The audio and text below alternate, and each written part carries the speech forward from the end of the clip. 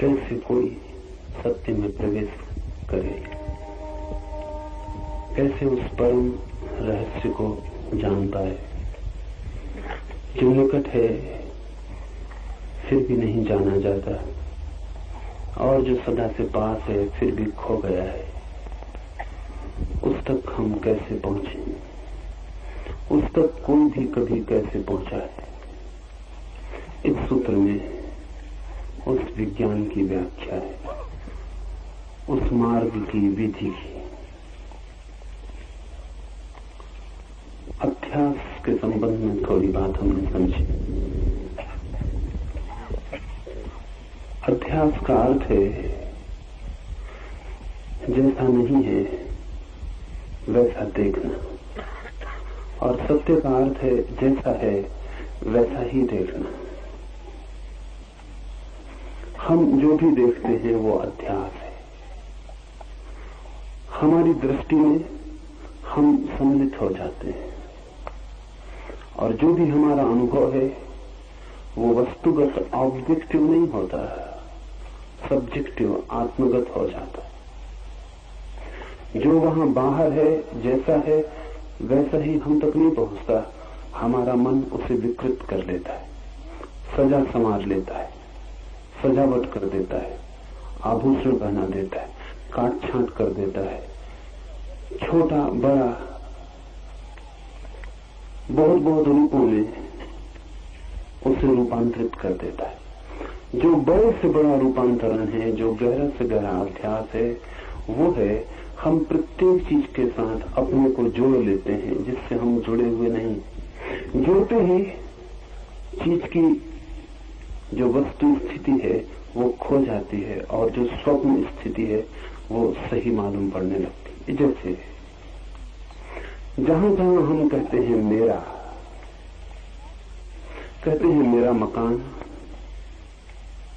मकान हम न थे तब भी था, हम न होंगे तब भी होगा। जो हमारे होने से पहले हो सकता है, और जो हमारे होने के बाद भी बना रहेगा, और जो हमारे मिटने के साथ मिटता नहीं है, वो मेरा कैसे हो सकता है। मैं इसी क्षण मर जाऊं तो मेरा मकान मिटता नहीं है। मेरे मकान को मेरे मिटने का पता भी नहीं चले, तो मुझसे जोड़ ही क्या है मेरे मकान का, संबंध क्या है। कल कोई और रहेगा उस मकान में और वो भी उसे मेरा कहेगा। कल कोई और रहता था, वो भी उसे मेरा कहता था। न मालूम कितने लोगों ने अपने मैं को उस मकान पर चिपकाया है और विदा हो गए, लेकिन वो मैं चिपक नहीं पाता, वो मकान किसी का हो नहीं पाता। मकान हो भी नहीं सकता किसी का, मकान अपना है, मकान खुद का है। इस जगत में प्रत्येक वस्तु स्वयं है। इसे हम ठीक से समझ लें तो अध्यास को तोड़ने में आसानी हो जाए। जमीन का एक टुकड़ा है, आप कहते हैं मेरा खेत, मेरा बगीचा। आज नहीं कल चांद पर दावा खड़ा होगा, अमेरिका कहेगा मेरा या रूस कहेगा मेरा। कल तक चांद किसी का भी न था, बस चांद था, चांद का ही था, लेकिन कोई न कोई दावा होगा, और आज नहीं कल संघर्ष खड़ा होगा। अभी सूरज सिर्फ सूरज का है, कल उस पर भी दावा हो सकता है। आदमी जहां भी पैर रखता है वही अपने मैं की छाप लगा देता है। प्रकृति उसकी छाप को मानती नहीं, लेकिन दूसरे आदमियों को मानना पड़ता है, अन्यथा संघर्ष खड़ा होता है।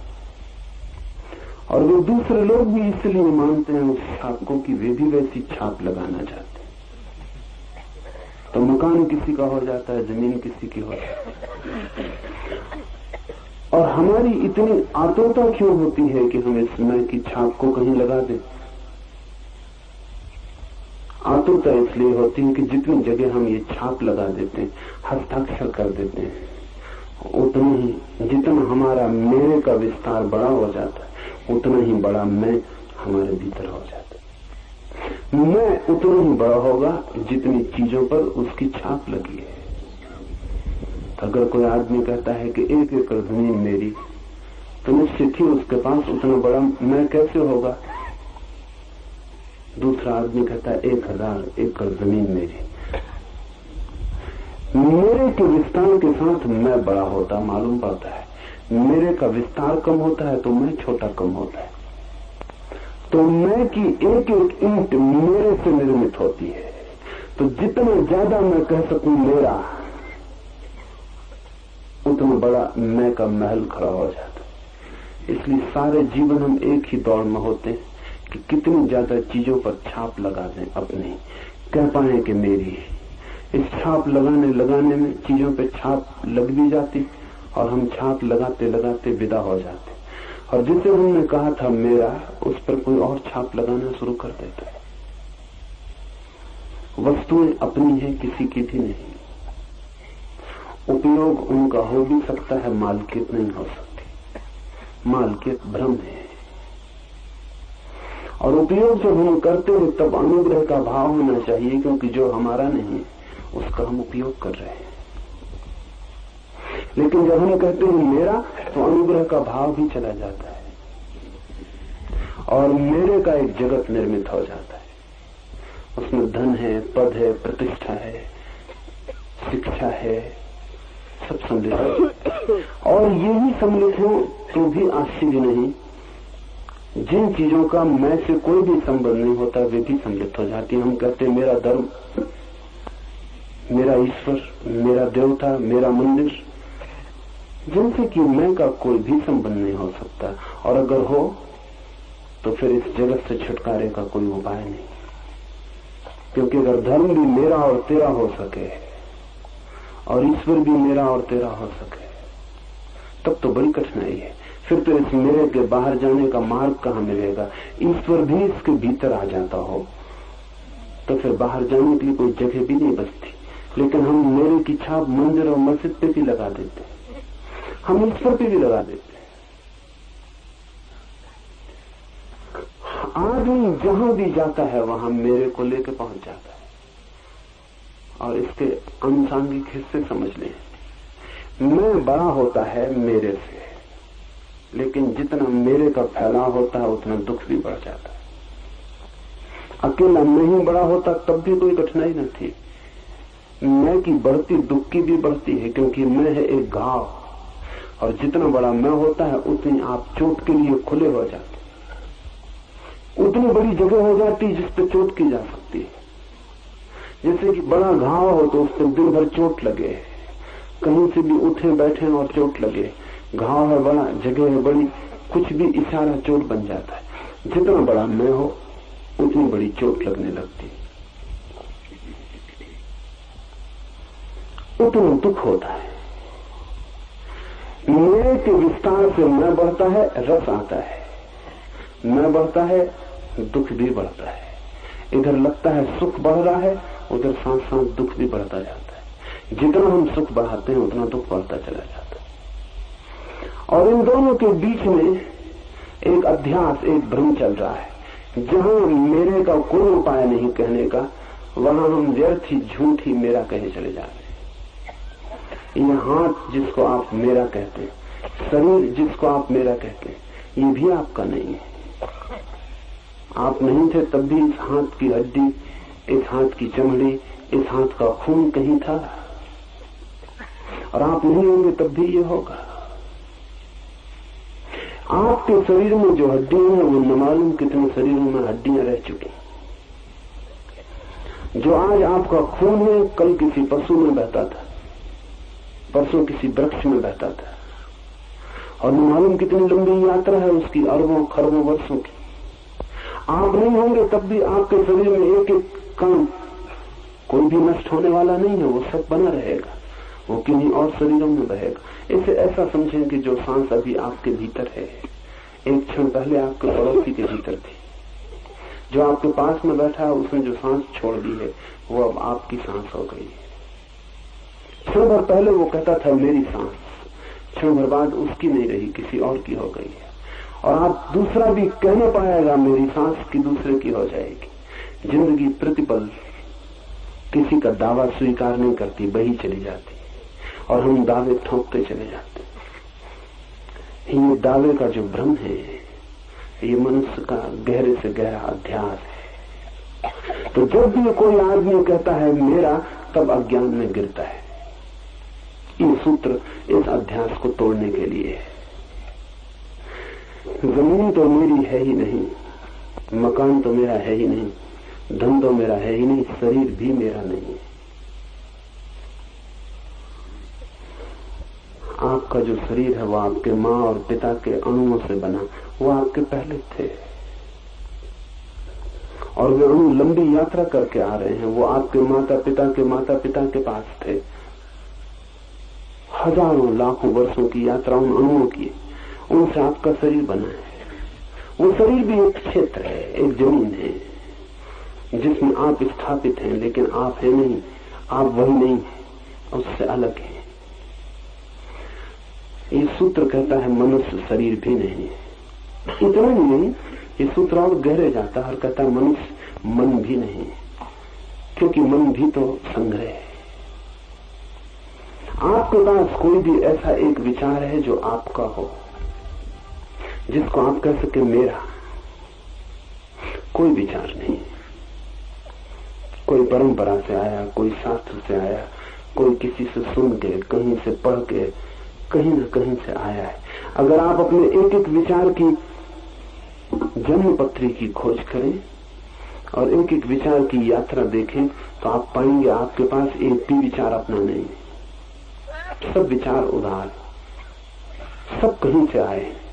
कोई विचार मौलिक नहीं होता, ओरिजिनल नहीं होता, सब विचार उधार होते हैं।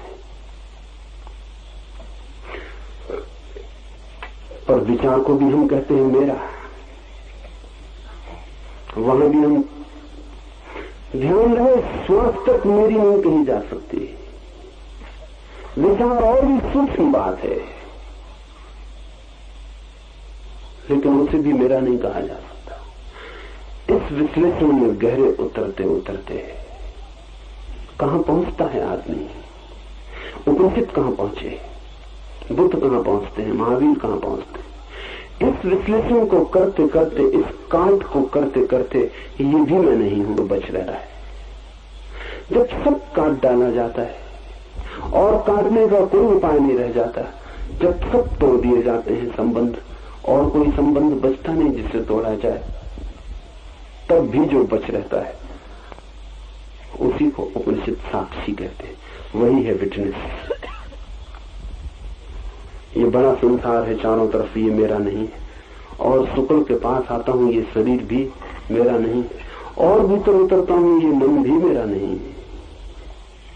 फिर कौन है जिसको मैं कहूं मैं? या कि मेरे भीतर कोई भी नहीं है जिसको मैं कहूं मैं हूं या नहीं हूं? सब मेरे को तोड़ते तोड़ते शुद्धतम क्या बचता है भीतर? एक चीज बच रहती है जो नहीं कटती, जिसको काटने का कोई भी उपाय नहीं। पश्चिम में एक विचारक हुआ दिकार्त, गहरा विचारक था, और उसने तय किया कि तब तक कोई बात न मानूंगा जब तक कि असंदिग्ध सत्य उपलब्ध न हो जाए, जिस पे संदेह न किया जा सके। तो उसने चिंतन शुरू किया, बड़ी मेहनत की उसने, और सारी चीजें संदिग्ध मालूम पड़ी। कोई कहे ईश्वर है, संदेह किया जा सकता है, हो या न हो, लेकिन संदेह तो किया जा सकता है। कोई कहे स्वर्ग है, मोक्ष है, संदेह किया जा सकता है। दिकार्त कहता था कि मैं तो जिस पे संदेह ही न किया जा सके, ऐसा नहीं है कि जिसको सिद्ध किया जा सके, तर्क किया जा सके, नहीं, संदेह ही न किया जा सके, इनडिबिटेबल, असंदिग्ध हो तभी मानूंगा।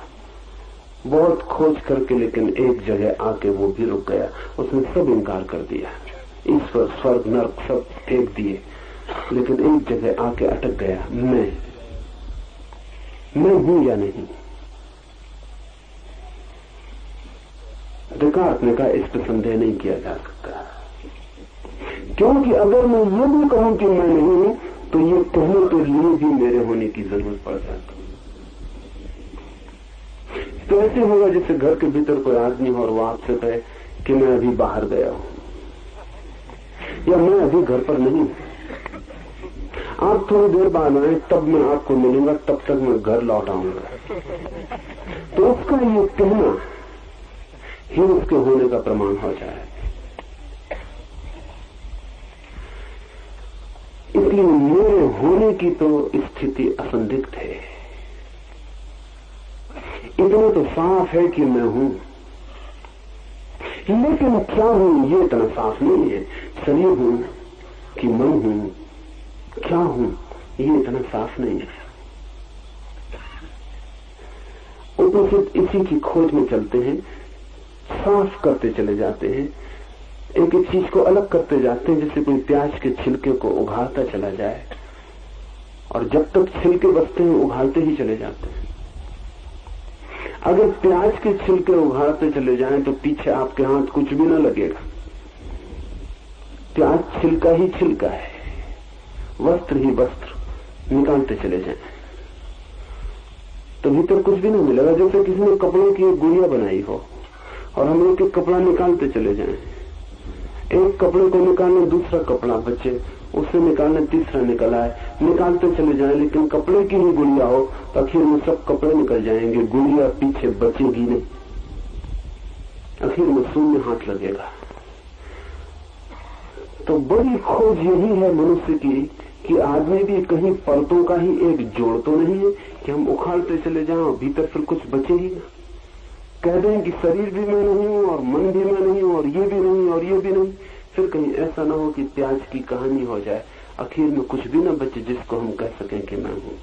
लेकिन उपनिषद कहते हैं अगर ये भी हो तो भी सत्य को जान लेना जरूरी है। अगर ये भी सत्य हो कि भीतर कुछ भी नहीं है तो भी जान लेना जरूरी है, क्योंकि सत्य को जान लेने के परिणाम महत्वपूर्ण है। लेकिन खोज करने पर अंततः पता चलता है कि नहीं, वस्तुओं का जोड़ ही नहीं है आदमी, मात्र परत और परत और परत ही नहीं है। परतों के भीतर भी कुछ है जो परतों से भिन्न है, लेकिन उसका पता तभी चलता है जब हम सब परतों को उखाड़ के भीतर पहुंच जाएं। उस तत्व का नाम उपनिषद कहते हैं साक्षी। ये बड़ा कीमती शब्द है और बड़ा मूल्यवान, और पूरब का सारा चिंतन, सारी मनीषा, सारी प्रतिभा इस एक छोटे से शब्द में निहित हो गई है। इससे महत्वपूर्ण शब्द पूरब ने दूसरा दुनिया को नहीं दिया है, साक्षी। साक्षी का मतलब क्या है? साक्षी का मतलब है देखने वाला, गवाह। मैं शरीर नहीं हूं ऐसा किसको अनुभव होता है? मैं मन नहीं हूं ऐसा किसको अनुभव होता है? ऐसा कौन इनकार करता चला जाता है कि मैं ये नहीं हूं, मैं ये नहीं हूं, मैं ये नहीं। एक तत्व है हमारे भीतर दर्शन का, दृष्टि का, दृष्टा का, देखने का। हम देख रहे हैं, हम जांच रहे हैं। वो जो देख रहा है वही है साक्षी। जो दिखाई पड़ रहा है वही है जगत। जो देख रहा है वही हूं मैं, और जो दिखाई पड़ रहा है वही है जगत। अध्यास का अर्थ है कि जो देख रहा है वो भूल से ये समझ लेता है कि जो दिखाई पड़ रहा है वो मैं हूं। ये अध्यास है। एक हीरा मेरे हाथ में रखा है, उसे मैं देख रहा हूं। अगर मैं ये कहने लगूं कि मैं हीरा हूं तो अध्यास होगा, क्योंकि हीरा मेरे हाथ पर रखा है, दिखाई पड़ रहा है, ऑब्जेक्ट है, एक विषय है, और मैं देखने वाला हूं, अलग हूं। देखने वाला सदा ही अलग है उससे जो दिखाई पड़ता है। देखने वाला कभी भी दृश्य के साथ एक नहीं है। देखने वाला सदा ही दिखाई पड़ने वाले से भिन्न है। मैं आपको देख रहा हूं क्योंकि आपसे भिन्न हूं, आप मुझे देख रहे हैं क्योंकि मैं आपसे भिन्न हूं। जो भी दिखाई पड़ता है वो आपसे भिन्न है, उसको ही अपने से अभिन्न समझ लेना अध्यास है। जिसको आप देख रहे हैं उसके साथ इतने मोहित हो जाना कि लगने लगे ये मैं ही हूं। यही भ्रांति है, इस भ्रांति को तोड़ना है। और अंततः उस शुद्ध तत्व को खोज लेना है जो सदा ही देखने वाला है और कभी दिखाई नहीं पड़ता है। ये थोड़ा कठिन है। जो देखने वाला है वो कभी दिखाई नहीं पड़ सकता है, क्योंकि वो किसको दिखाई पड़ेगा। आप सारी चीजों को देख सकते हैं जगत की, सिर्फ अपने को छोड़कर। आप अपने को कैसे देखिएगा? क्योंकि देखने में दो की तो जरूरत पड़ेगी ही, जो देखे और जो दिखाई पड़े। आप सब कुछ देख सकते हैं, अपने भर को आप नहीं देख सकते। कैसे देखिएगा? किसी चमीटे से हम उसी चमीटे को पकड़ने की कोशिश करने लगे, सब पकड़ सकते हैं उस चमीटे से, सिर्फ उसी चमीटे को पकड़ने की कोशिश असफल जाएगी और तब बड़ी मुश्किल होगी कि चमीटा भी कैसा पागल है, सब कुछ पकड़ लेता है तो अपने को क्यों नहीं पकड़ पाता? हम सब कुछ देख लेते हैं, अपने को नहीं देख पाते, देख भी नहीं पाएंगे। और जिसको भी हम देख लेंगे जान लेना कि वो हम नहीं है। तो जिस चीज को भी आप देखने में समर्थ हो जाएं, आप समझ लेना कि इतनी बात तय हो गई कि ये मैं नहीं हूं। कोई आदमी अगर ईश्वर का दर्शन कर ले तो समझ लेना एक बात पक्की हो गई कि आप ईश्वर नहीं है। आपको भीतर प्रकाश का दर्शन हो जाए तो समझ लेना एक बात पक्की हो गई कि आप प्रकाश नहीं है। आपको भीतर आनंद का अनुभव हो जाए तो आप एक बात पक्की समझ लेना कि आप आनंद नहीं है। जिस चीज का भी अनुभव हो जाए वो आप नहीं है। आप तो वो है जिसको अनुभव होता है। तो जो भी चीज अनुभव बन जाती है उसके आप पार हो जाते। इसलिए एक कठिन बात समझ लेनी उपयोगी होगी कि अध्यात्म कोई अनुभव नहीं है। दुनिया में सब चीजें अनुभव है, अध्यात्म कोई अनुभव नहीं है। अध्यात्म तो उसकी तरफ पहुंच जाना है जिसको सब अनुभव होता है और जो स्वयं कभी अनुभव नहीं बनता। अनुभोक्ता, साक्षी, दृष्टा। आपको मैं देखता हूं, उधर आप हैं, इधर मैं हूं। उधर आप हैं जो दिखाई पड़ रहा है, इधर मैं हूं जो देख रहा है। ये दो हैं। अपने को बांटने का कोई उपाय नहीं कि मैं अपने को दो टुकड़े में कर लूं और एक देखे और एक दिखाई पड़े। अगर टुकड़ा हो सके, दो टुकड़े हो सके, तो जो टुकड़ा देखेगा वही मैं हूं और जो टुकड़ा दिखाई पड़ेगा वो मैं नहीं रहा। वो बात समाप्त हो गई, वो मुझसे टूट गया, वो अलग हो गया। उपनिषद की व्यवस्था, प्रक्रिया, विधि यही है। नेति नेति, जो भी दिखाई पड़ जाए कहो कि ये भी नहीं। जो भी अनुभव में आ जाए कहो ये भी नहीं। और हटते जाओ पीछे, हटते जाओ पीछे, हटते जाओ पीछे। उस समय तक हटते जाओ जब तक कि कोई भी चीज इंकार करने को बाकी रहे। एक ऐसी घड़ी आती है सब दृश्य खो जाते। एक ऐसी घड़ी आती सब अनुभव गिर जाते। सब, ध्यान रखना, सब काम वासना का अनुभव तो गिरता ही है, ध्यान का अनुभव भी गिर जाता है।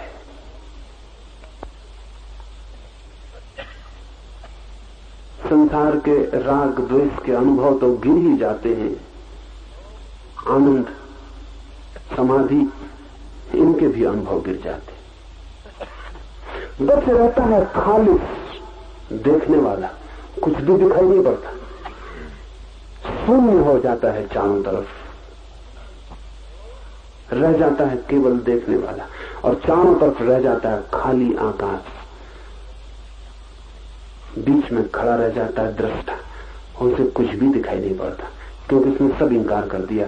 जो भी दिखाई पड़ता था हटा दिया मार्ग से। अब उसे कुछ भी अनुभव नहीं होता, हटा दिए सब अनुभव। अब बच रहा अकेला जिसको अनुभव होता था। जब कोई भी अनुभव नहीं होता और कोई दर्शन नहीं होता, कोई दिखाई नहीं पड़ता और कोई विषय नहीं रह जाता, और जब साक्षी अकेला रह जाता है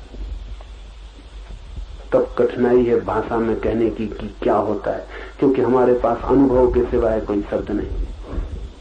इसलिए इसे हम कहते हैं आत्मा अनुभव, लेकिन अनुभव शब्द ठीक नहीं है। हम कहते हैं चेतना का अनुभव या ब्रह्म अनुभव, लेकिन ये सब कोई भी शब्द ठीक नहीं है, क्योंकि अनुभव उसी दुनिया का शब्द है जिसको हमने तोड़ डाला। अनुभव उस द्वैत की दुनिया में अर्थ रखता है जहां दूसरा भी था। यहां कोई अर्थ नहीं रखता, यहां सिर्फ अनुभोक्ता बचा, साक्षी बचा। इस साक्षी की तलाश ही अध्यात्म है। ध्यान देना, ईश्वर की तलाश अध्यात्म नहीं।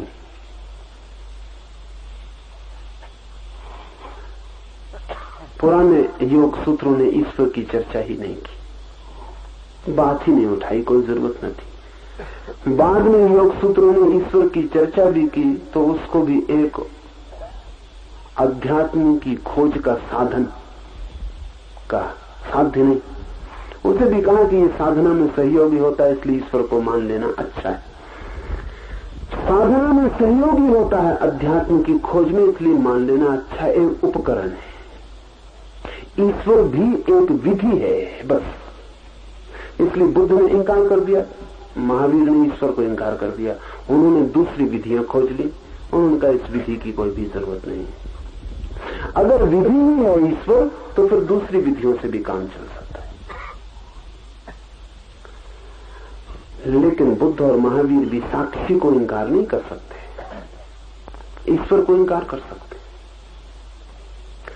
सब कुछ इंकार किया जा सकता है, लेकिन अध्यात्म की जो आत्यंतिक आधारशिला है वो साक्षी है, उसे इंकार नहीं किया जा सकता। इसलिए चाहे ईसाईयत, चाहे इस्लाम, चाहे हिंदू, चाहे जैन, चाहे बौद्ध, एक बात आप खोज लेना, अगर किसी भी धर्म में साक्षी की कोई बात हो तो समझना कि वो धर्म है। अगर साक्षी की बात ही ना हो तो समझना कि उसका धर्म से कोई भी संबंध नहीं। और सब बातें गौण हैं, और सब बातें उपयोगी गैर उपयोगी हैं, और सब बातों में मतभेद हो सकता है। साक्षी के मामले में मतभेद नहीं हो सकता। इसलिए अगर किसी दिन दुनिया में धर्म का विज्ञान निर्मित होगा तो उसमें ईश्वर, आत्मा, ब्रह्म, इन सब की चर्चा नहीं होगी, क्योंकि ये सब स्थानीय बातें हैं।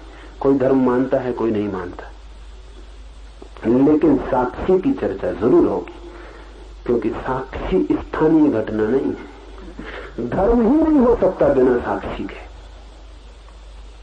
तो साक्षी भर एक वैज्ञानिक आधारशिला है समस्त धर्म अनुभव की, समस्त धर्म की खोज और यात्रा की। और इस साक्षी पर ही सारे उपनिषद घूमते हैं इर्द गिर्द। सारे सिद्धांत और सारे इशारे इस साक्षी को दिखाने के लिए।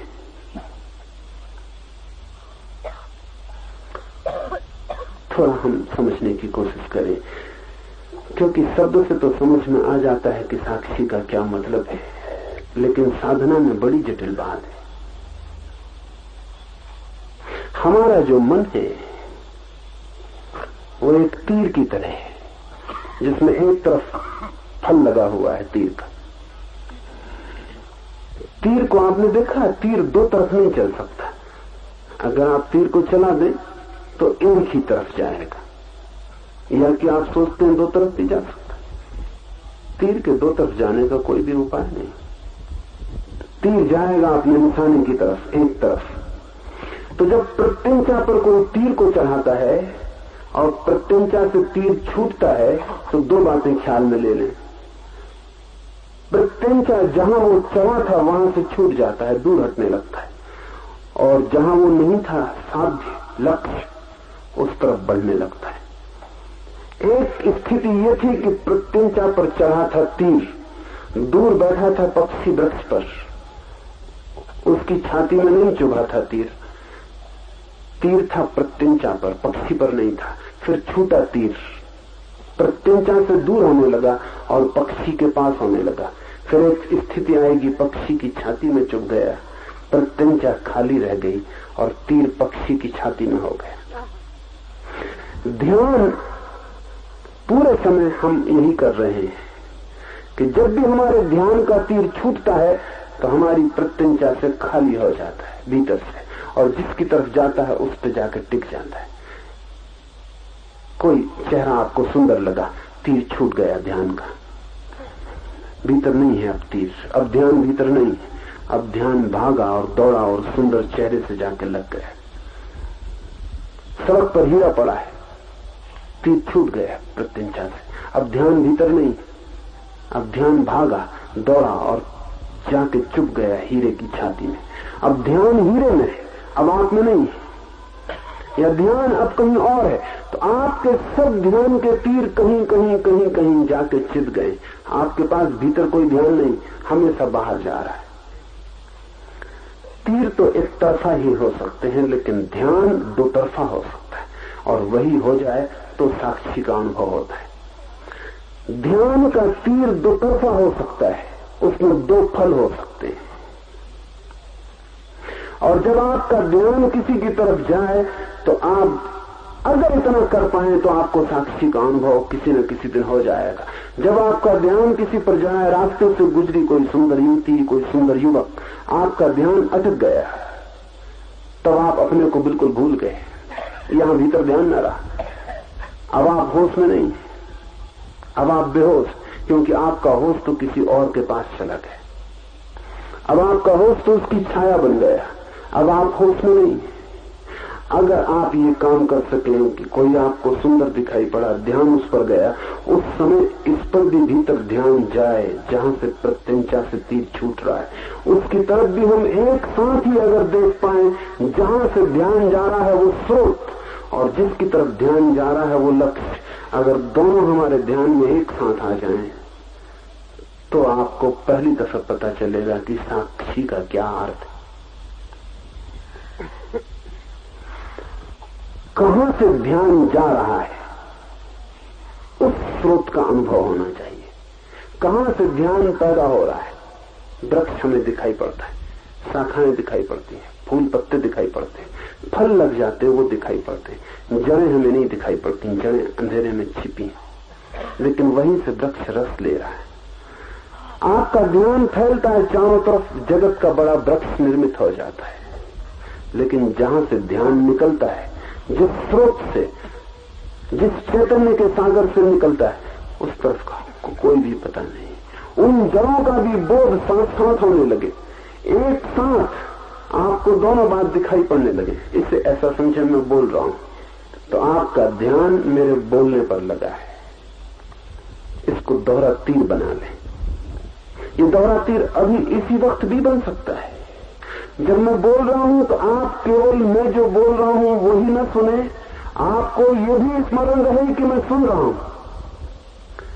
बोलने वाला कोई और है, वो बोल रहा है, मैं सुनने वाला हूं, मैं सुन रहा हूं।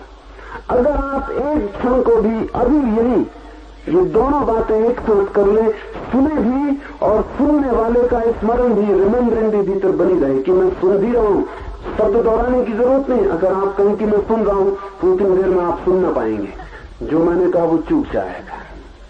भीतर शब्द बनाने की जरूरत नहीं कि मैं सुन रहा हूं, मैं सुन रहा हूं। अगर आपने ऐसा किया तो उतनी देर आप बहरे हो जाएंगे। उस सेकंड आप अपनी भीतर की आवाज सुन लेंगे कि मैं सुन रहा हूं, लेकिन जो मैं बोल रहा हूं यहां से वो आपको सुनाई नहीं पड़ेगा।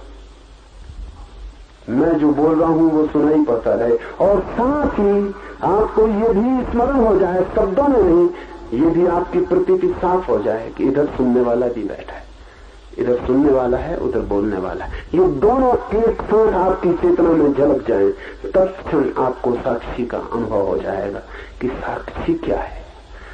साक्षी वो है जो इन दोनों को देख रहा है। और थोड़ा भीतर प्रवेश करें। आप सुन रहे हैं, मैं बोल रहा हूं, साक्षी वो है जो दोनों का अनुभव कर रहा है कि बोला जा रहा है, सुना जा रहा है।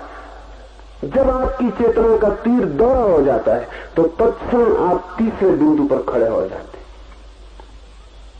मैंने बोला, ये एक बिंदु हुआ। साधारणतः आपका ध्यान इसी पे लगा रहता है।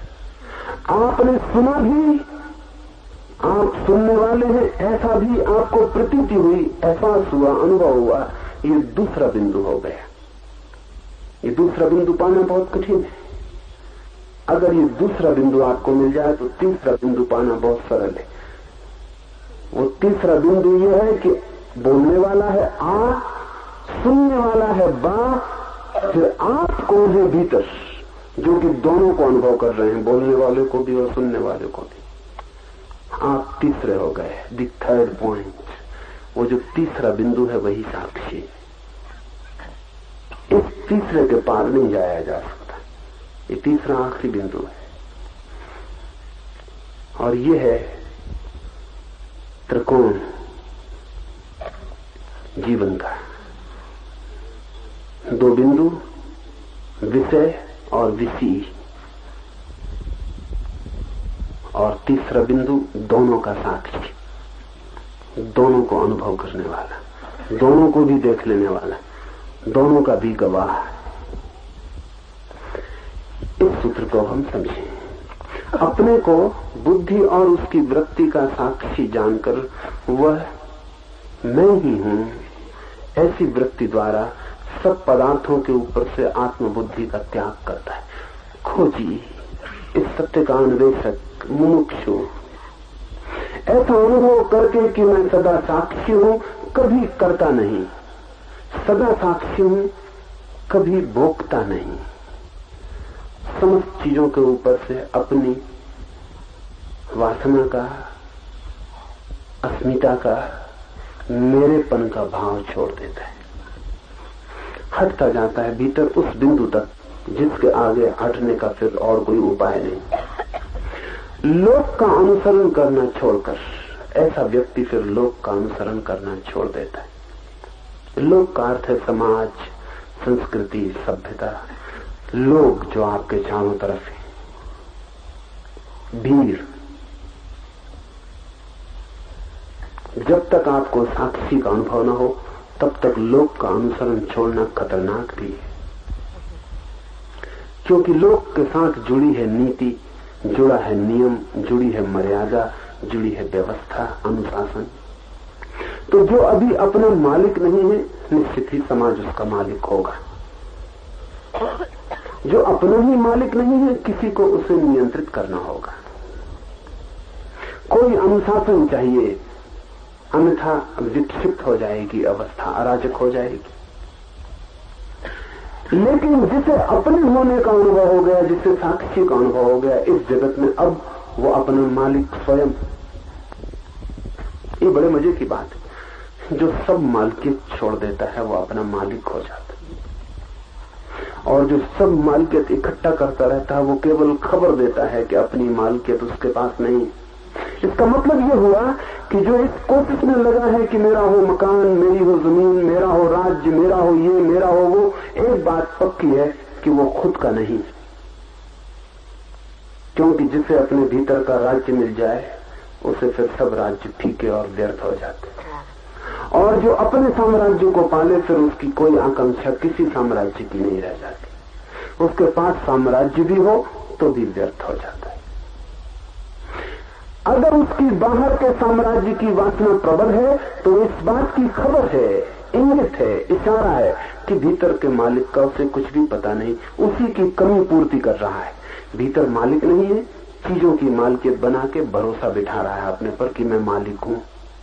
देखो इतनी है मेरी जमीन, इतना है मेरा धन, इतना है मेरा फैलाव। ऐसा करके वो अपने को भरोसा दिला रहा है कि नहीं, कौन कहता है कि मैं मालिक नहीं हूं, इतनी चीजों का मालिक हूं। ये मालिकियत झूठी है, क्योंकि चीजों का कोई जगत में कभी मालिक नहीं होता। भर्तृहरि राज्य छोड़कर चला गया तो बड़ी मीठी घटना घटी। राज्य छोड़कर जंगल में चला गया, साधना करने लगा, ध्यान में लीन रहने लगा। एक दिन अचानक ऐसा हुआ कि बैठा है अपनी गुफा के द्वार पर, एक घुड़सवार अचानक रास्ते पर आया। उसके आते देरी भी नहीं हुई थी कि दूसरा घुड़सवार दूसरी मार्ग से भी उसी के सामने गुफा के द्वार पर आ गया। दोनों की तलवारें एकदम खिंच गई। भर्तृहरि को कुछ समझ में न आया, दोनों की तलवारें जमीन पर टिक गई। तब उसने नीचे की तरफ गुफा से देखा, वहां एक बड़ा हीरा पड़ा है। पहले घुड़सवार ने कहा कि नजर मेरी पहले पड़ी, इसलिए हीरा मेरा है।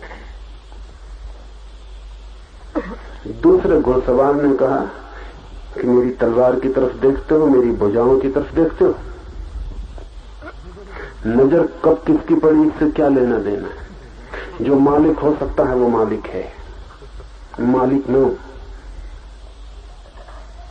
तलवारें खिंच गई, गर्दनें कट गई। क्षण भर बाद ही दोनों गर्दनें जमीन पर कटी हुई पड़ी थी, दोनों शरीर रक्त से भरे हुए जमीन पर पड़े थे। हीरा अपनी जगह पड़ा था।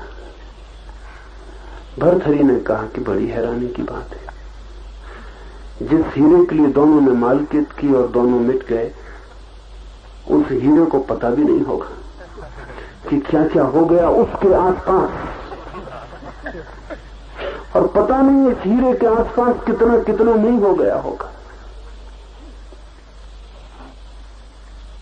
और हीरा वहीं पड़ा है, और कितने लोग कटते पिटते रहेंगे उस हीरे के लिए, और हीरा वहीं पड़ा रहेगा। मालकियत की कोशिश वस्तुओं पर इस बात की खबर है कि अपने पर मालकियत नहीं। और जब कोई व्यक्ति साक्षी का अनुभव करने लगता है तो अपना मालिक हो जाता है। मालकियत की वासना गिर जाती। अब वो किसी का मालिक नहीं होना चाहता, क्योंकि वो जानता है कोई उपाय ही नहीं है किसी और के मालिक होने का। इसे दोहरा दूं, कोई उपाय ही नहीं है किसी और के मालिक होने का। पति अगर सोचता हो कि पत्नी का मालिक है तो विक्षिप्त है, पत्नी अगर सोचती हो कि पति की मालिक है तो उसके मस्तिष्क के इलाज की जरूरत है। कोई मालिक किसी का हो नहीं सकता, क्योंकि सभी अपने मालिक पैदा हुए। स्वभाव से सबकी मालिकियत भीतर छिपी है, उसे किसी भी हिसाब से हटाया नहीं जा सकता। और जब तक वो हटे ना, तब तक दूसरा कोई मालिक कैसे हो सकेगा। इसलिए एक मर्जी की घटना घटती, पति सोचता है मैं मालिक हूं, पत्नी हंसती है भीतर मनी मन में, और वो जानती है कि मालिक मैं हूं। इसीलिए कलह, 24 घंटे कलह। वो कलह इसी बात की है कि प्रतिपल तय करना पड़ता है कि मालिक कौन है अधिकार में। भरोसा पक्का नहीं, कभी भी पक्का भरोसा नहीं, किसी चीज का कोई भरोसा नहीं। तो व्यक्तियों का तो बिल्कुल भरोसा नहीं। हीरे तक की मालकियत नहीं हो सकती तो जीवित व्यक्ति की मालकियत कैसे हो सकती। साक्षी जिसको अनुभव हुआ वो सब मालकियत छोड़ देता है, क्योंकि अपना मालिक हो जाता है। जो मालकियत हो सकती है वो उसकी हो जाती, जो नहीं हो सकती उस पागलपन में वो नहीं पड़ता। ऐसी अवस्था में वो लोक की चिंता छोड़ देता है, क्योंकि अब कोई नियंत्रण उसके ऊपर नहीं, अपना नियंता है। अब अपने पैर से ही यात्रा कर सकता है, अब अपने ही प्रकाश में चल सकता है। अब किसी उधार प्रकाश की कोई भी जरूरत नहीं। लोक का अनुसरण करना छोड़कर वो देह का अनुसरण करना भी छोड़ देता है, दूसरों का अनुसरण तो छोड़ ही देता है। जैसे ही साक्षी की प्रतीति गहरी होती वो देह की गुलामी भी छोड़ देता है। फिर देह उससे नहीं कहती कि ऐसा करो तो वो करे, उससे जो करना होता है वही करता, और देह छाया की तरह उसके पीछे चलती।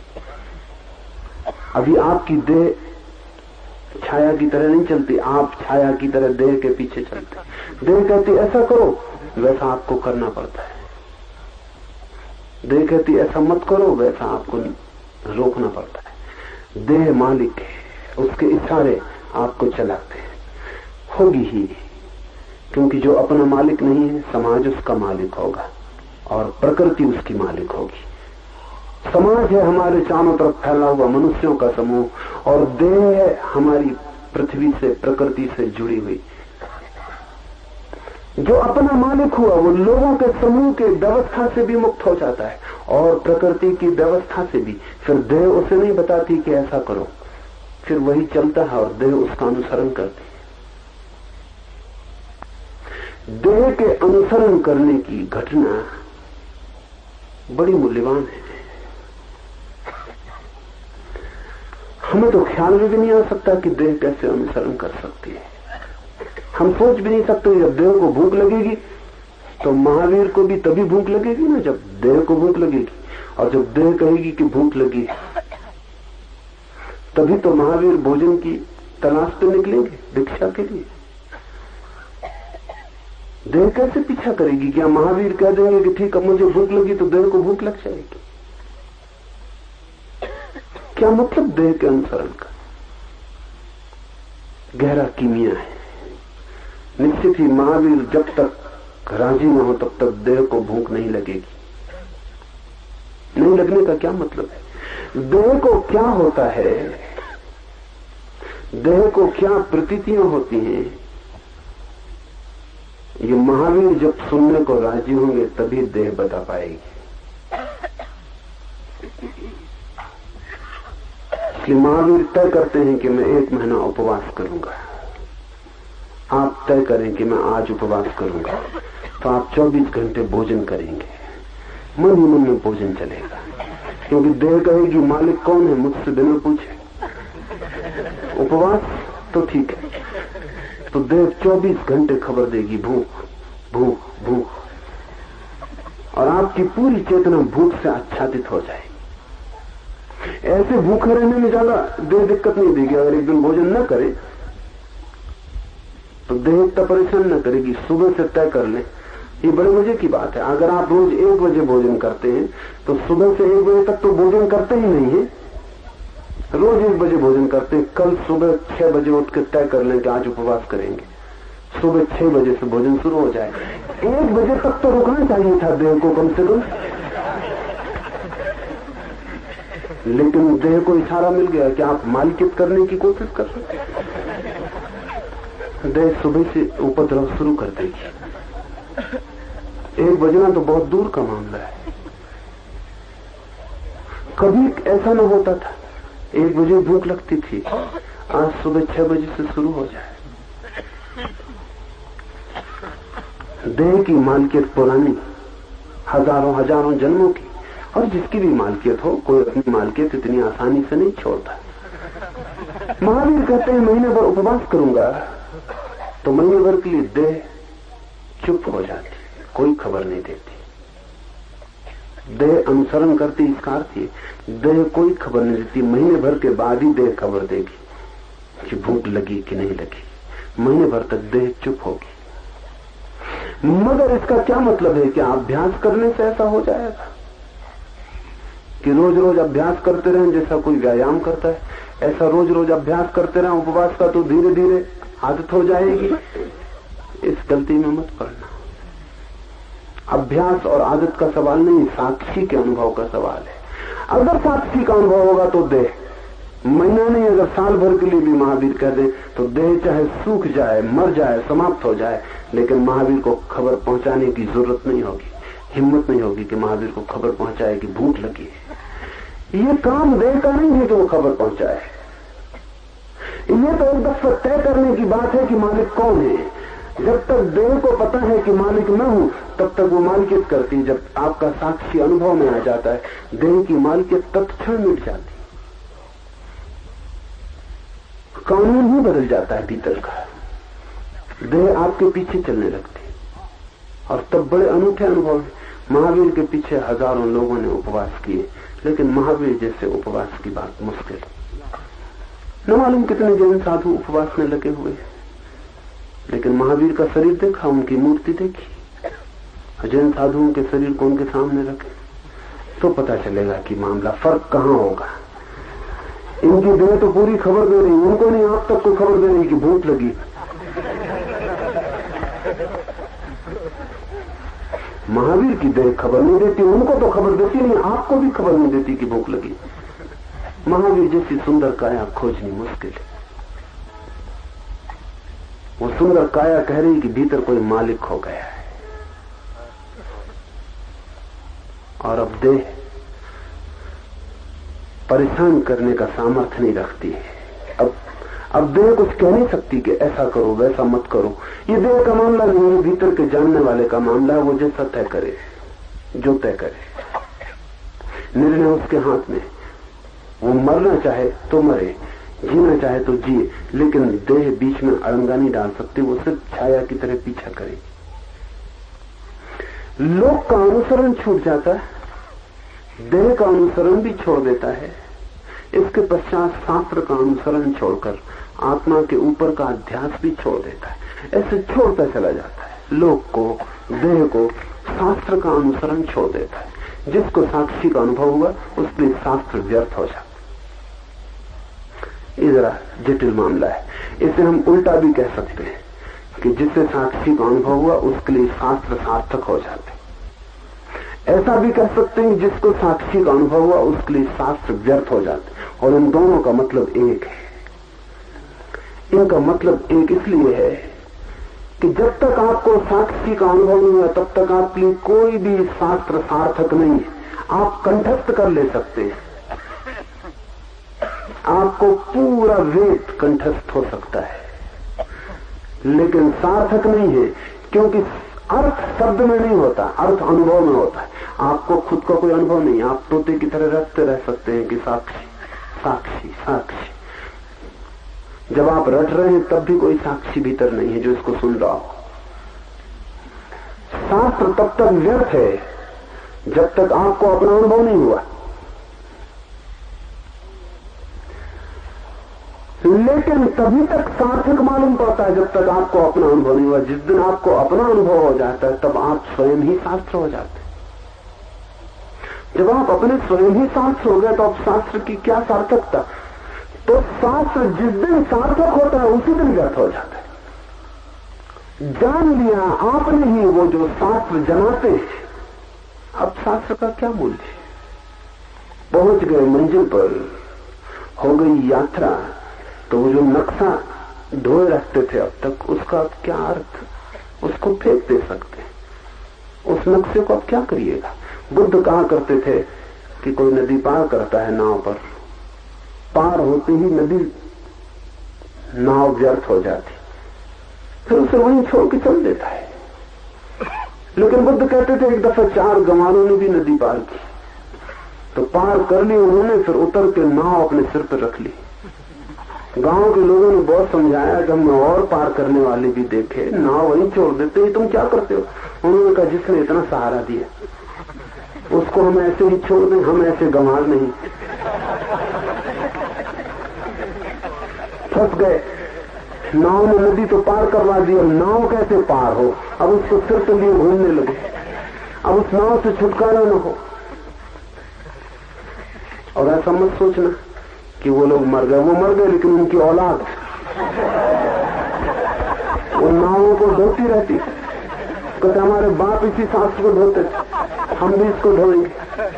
उनके बाप के बाप ने भी यही किया था। अब हम क्या कर सकते, मजबूरी। ये सदा हमारे बाप दादों के सिर पर रहा, हम भी इसको सिर पर रखेंगे। और फिर शास्त्र नाव है, इससे कितने ऋषि मुनि पार नहीं हो गए। जिस दिन स्वयं का अनुभव होता है उस दिन शास्त्र में कुछ भी नहीं बचता। ये भी ठीक है। उसी दिन शास्त्र सार्थक होता है, ये भी ठीक है, क्योंकि उसी दिन पता चलता है जो शास्त्र ने कहा था वो ठीक है। ये पैराडॉक्सिकल विरोधाभासी वक्तव्य मालूम पड़ेगा। जिस दिन शास्त्र पता चलता है सही है उसी दिन बेकार हो जाता है, उसको छोड़ देता है, उसको असली अध्यात्म का पथिक शास्त्र को छोड़ देता है। और अंतिम बात उपनिषदों ने कमाल की कही है, सिर्फ बुद्ध ने उतनी हिम्मत की और कह दिया कि आत्मा भी मैं नहीं हूं। उपनिषद का यह आखिरी सूत्र अद्भुत है, इसमें बुद्ध का सारा सार आ गया। और अंत में जब शास्त्र भी छोड़ देता है तो आत्मा के ऊपर का भी अध्यास छोड़ देता है। फिर वो ये भी नहीं कहता कि मैं आत्मा हूं, मैं मकान नहीं हूं, यहां से शुरू हुई थी बात। मैं शरीर नहीं हूं, मैं मन नहीं हूं, यहां गहरी गई थी। ये आखिरी छलांग है कि मैं आत्मा भी नहीं हूं। इसका क्या मतलब होगा? इसका मतलब ये होगा कि अब मैं कोई भी अपनी सीमा बनाऊं वो ना समझिए। जब हम कहते हैं मैं आत्मा हूं तो आपकी आत्मा अलग हो जाती है, मेरी अलग हो जाती है। जब मैं कहता हूं मैं आत्मा हूं तो मैं व्यक्ति हो जाता हूं और ये सारी समष्टि मुझसे अलग हो जाती है।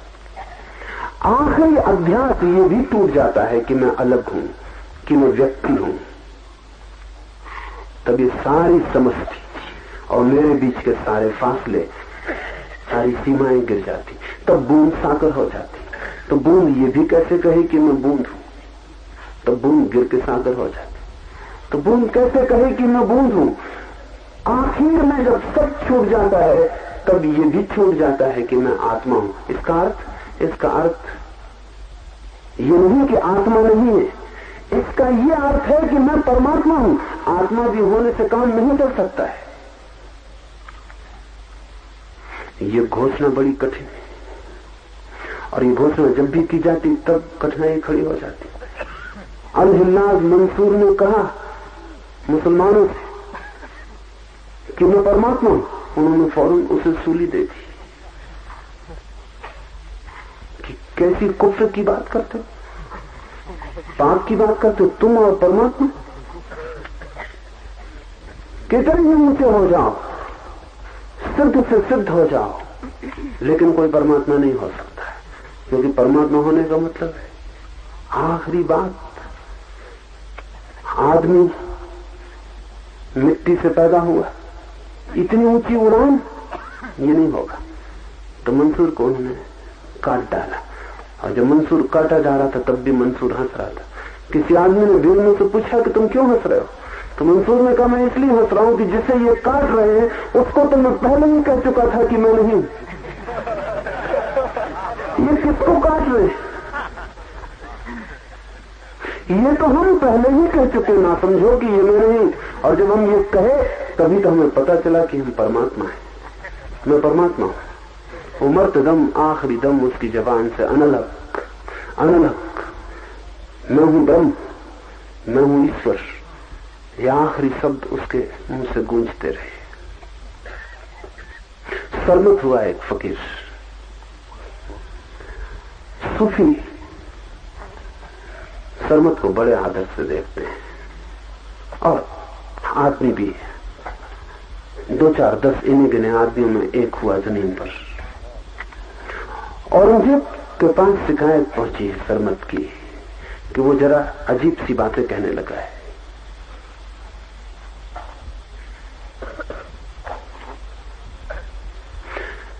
मुसलमानों का मंत्र है कोई नहीं अल्लाह के सिवा, एक अल्लाह ही है।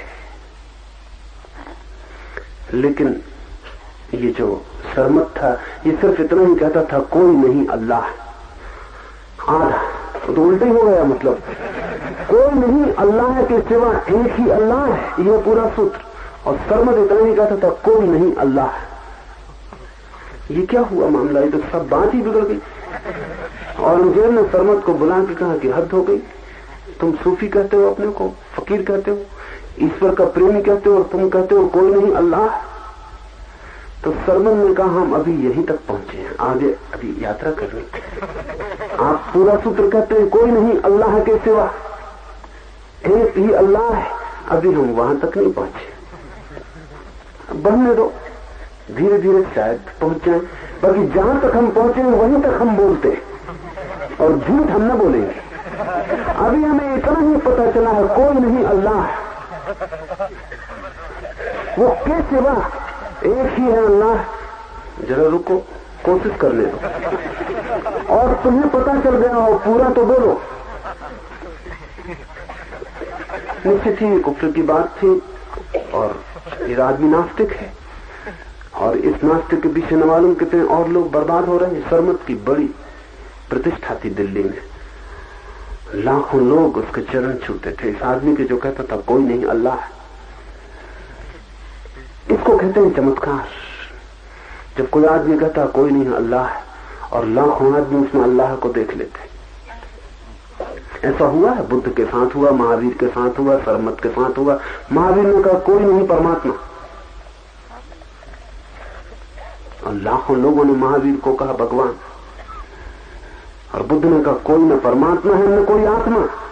और लाखों लोगों ने बुद्ध के चरणों में सिर रख कर पूछा कि रास्ता बताओ, कैसे पहुंचे उस जगह जहां न कोई आत्मा है न कोई परमात्मा। सरमत को औरंगजेब ने कहा कि 3 दिन का समय देता हूं, सुधार कर लो और ये वाक्य पूरा कर लो, नहीं तो हम गर्दन कटवा देंगे। मंसूर ने, सरमद ने कहा कि 3 दिन का क्या भरोसा, हम बचे ना बचे और तुम गर्दन काटने से वंचित रह जाओ। और ये भी कुछ पक्का नहीं कि हम 3 दिन में पहुंच पाए पूरे सूत्र तक, और जब तक न पहुंचे तब तक ये जबान दोहराने वाली नहीं। अनुभव तो ही हम कहेंगे, तो तुम आज ही कटवा दो। और कहते हैं कि सरमन ने कहा कि ये भी हो सकता है कि गर्दन कटने से जो बाकी यात्रा है वो पूरी हो जाए। वो जो हमें अभी आगे का पता नहीं, शायद ये गर्दन ही बाधा बन रही। औरंगजेब तो शायद ही समझा होगा। सम्राटों और अकल का वैसे कोई संबंध नहीं है। उसने उसी दिन कटवा दी गर्दन सरमद की। दिल्ली में जो जामा मस्जिद है उसमें उसकी गर्दन काटी गई, और जामा मस्जिद की सीढ़ियों पर जब उसकी गर्दन गिरी और सीढ़ियों पर लुटने लगी तो हजारों लोगों ने यह आवाज सुनी जो वहां गवाह थे कि वो गर्दन चिल्ला के कह रही थी, कोई नहीं अल्लाह के सिवा, एक ही है अल्लाह। इसके चश्मदीद गवाह है। लाखों लोगों ने सामने सुनी ये आवाज। औरंगजेब बहुत पछताया, लेकिन तब तो कोई उपाय न था। सरमद के शिष्यों से उसने पूछा तो वो हंस रहे थे और वो कह रहे थे, सरमद कहता था कि जब तक मैं बचा हूं थोड़ा भी, तब तक आगे की बात कैसे हो सकती। अल्लाह तो उस दिन होगा जिस दिन मैं न रहूंगा। तो ये गर्दन थोड़ी बाधा है, ये कट जाए। औरंगजेब की बड़ी कृपा है, कटवा देता है। ऐसे तो हम भी काट लेते, लेकिन वक्त लगता है। वो जल्दी किए दे रहा है। आदमी जब मिटता है पूरा तो ये भी नहीं कहता कि आत्मा है, तब आखिरी अध्यास भी गिर जाता है। जब तक आपको पता ना चल जाए कि आप परमात्मा हो, तब तक जानना अध्यास बाकी है, ब्रह्म बाकी।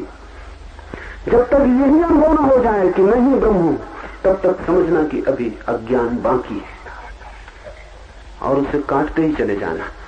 लोक से छूट जाना, देह से छूट जाना, शास्त्र से छूट जाना, और फिर अपने से भी, और फिर स्वयं से भी छूट जाना। अपने में ही स्थित होकर युक्ति, श्रवण और स्वानुभव के द्वारा अपने को ही सबका आत्मरूप जानकर योगी का मन नाश होता है। मन दब तो जाता है, कठिनाई पड़ती दबाने में भी, छिप तो जाता है, छिपाना भी मुश्किल है मामला, लेकिन नाश, मनोनाश आखिरी बात है। आपका मन शांत भी हो जाए तो कल फिर अशांत हो जाता है, फिर जाग आता है, जाग आता है, बार बार अंकुर फूट जाते हैं, बीज बना ही रहता है। कितना ही ध्यान करें, कितनी ही प्रार्थना, कितना ही प्रभु स्मरण, कितना ही नाम, कभी लगता है सब ठीक और क्षण भर में लगता है सब बिगड़ गया। कभी लगता है आ गई जगह, आ गया मकान, और फिर सब खो जाता है। एक खेल ऐसा मालूम होता है जैसे बच्चे खेलते हैं लूडो का खेल। उसमें सीढ़ियां भी रहती हैं और सांप भी रहते हैं। सीढ़ियों पर से चढ़ते हैं और फिर किसी सांप के मुंह पे पड़ गए, वापस लौट के नीचे उतर आते। ऐसा होता ही रहता है, चलते हैं उतरते हैं। करीब करीब मन के साथ ऐसा ही चलता है। कभी लगता है चढ़ गए, सब ठीक, बिल्कुल ठीक, ऐसा लगता है पहुंच गए। यही तो कहा है संतों ने, यही इसी जगह की बात कही। और इतना ख्याल भी नहीं आया कि संतों का नाम ख्याल में आया कि पकड़े सांप के मुंह में आ गए नीचे, पता चला हम वही है। वो संत वगैरह सब झूठ ही कहते रहे होंगे कि वहम हो गया होगा। एक ख्याल आ गया था कि सब ठीक हो गया, ये तो सब गड़बड़ है। मेरे पास निरंतर रोज सीढ़ियों से चढ़ने वाले, सांपों से उतरने वाले लोगों की भीड़। एक दिन आके मुझे खबर देते हैं गजब हो गई, फैंटास्टिक। बस अब कुछ करने को नहीं रहा। दूसरे दिन सुबह कुत्ते पिटे चले आ रहे हैं, हर सीढ़ी के पास सांप टिका हुआ है। मन बहुत बार लगेगा कि गया और लौट आएगा, झलके मिलेंगी, इतनी देर को भी जाता है तो भी मन के पार की जरा सी झलक मिली। जरा सी देर को भी मन हट जाता है तो जगह खाली हो जाती। उस खाली जगह में से खुला आकाश और आकाश के तारे दिखाई दे जाते, एक खिड़की खुल जाती। लेकिन ज्यादा देर ये नहीं चलता। योगी तो तभी सिद्ध होता है जब मनोनाश हो जाता है। मनोनाश तभी होता है जब ऐसा अनुभव में आ जाए कि मैं आत्मा भी नहीं हूं। जब तक मुझे ऐसा लगता है कि नहीं शरीर नहीं मन, लेकिन आत्मा तो मैं हूं, जब तक मेरे मैं को कोई भी सहारा बाकी है तब तक मेरा मन बीज रूप में बना रहेगा। जब तक मेरे मैं को कोई भी सहारा बाकी है कि आत्मा, तो भी मेरा मन बीज रूप में बना रहेगा। और कभी भी वर्षा की एक बूंद पड़ेगी और बीज चिटक जाएगा और अंकुर निकल आएंगे और वृक्ष बड़ा होने लगेगा। जब मैं ही नहीं बचता हूं तभी मन मिटता है। धन छोड़ना आसान, पद छोड़ना आसान, शरीर के साथ भी मोह छोड़ लेना आसान, मन के साथ भी मोह छोड़ लेना आसान, लेकिन आखिर में अपने ही साथ, अपनी निजता के साथ, मेरे होने के साथ भी मोह को तोड़ लेना अति कठिन है। उसके टूटते ही मनोनाश हो जाता है। बुद्ध के पास सारीपुत्र गया तो सारीपुत्र ने कहा कि मेरी मुक्ति कैसे हो? तो बुद्ध ने कहा तू यहां आ ही मत, तू कहीं और जा, क्योंकि हम तेरी मुक्ति करवा ही नहीं सकते, तुझसे मुक्ति करवा सकते। बुद्ध ने कहा मेरी मुक्ति नहीं होती, मुझसे मुक्ति होती है। तो अगर तेरी मुक्ति चाहता है तो तू कहीं और जा।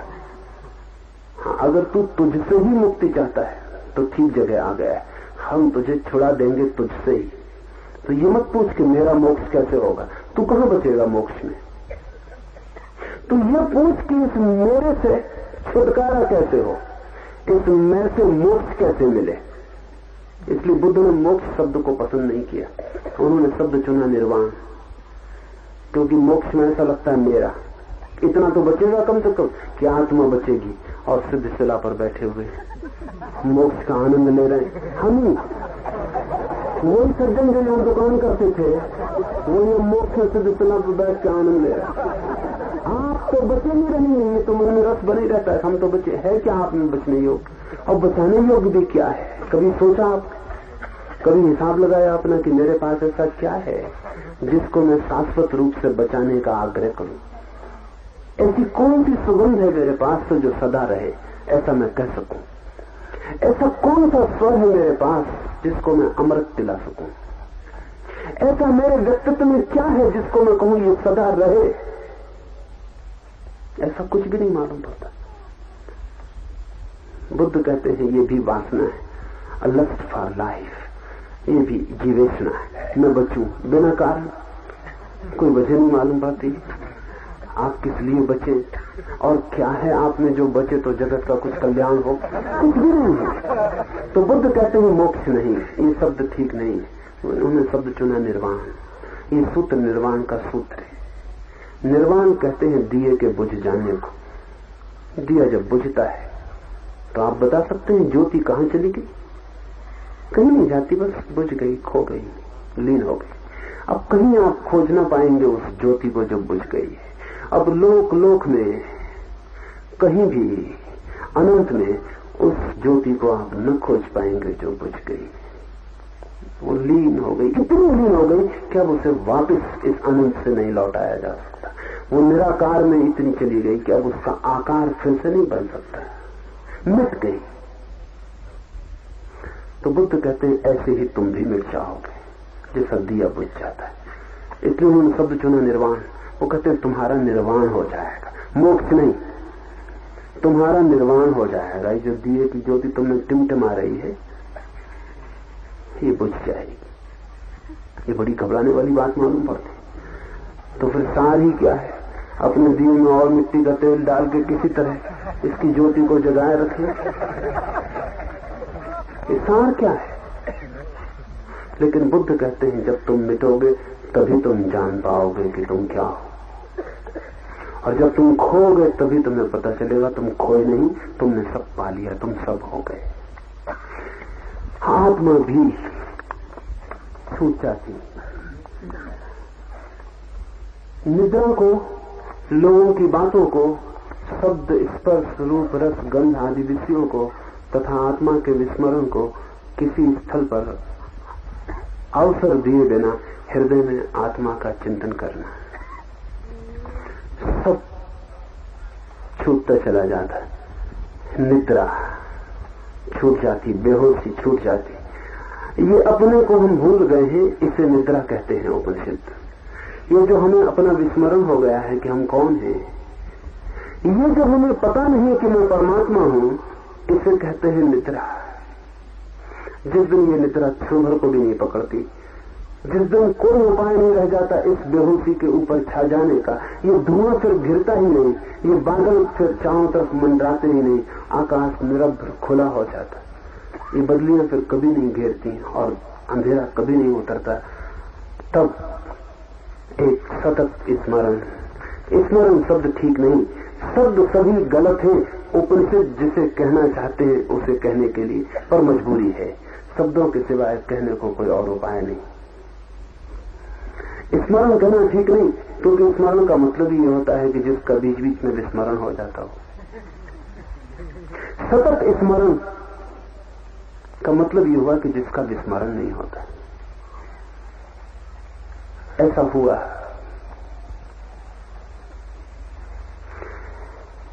एक तिब्बत में फकीर हुआ नारोपा।